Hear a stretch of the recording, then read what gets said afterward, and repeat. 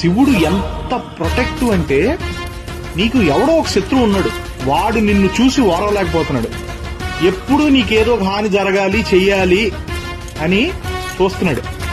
నువ్వేమో రోజు శంకరుని పూజిస్తావు. శివుడు ఏమంటాడు తెలుసా అప్పుడు?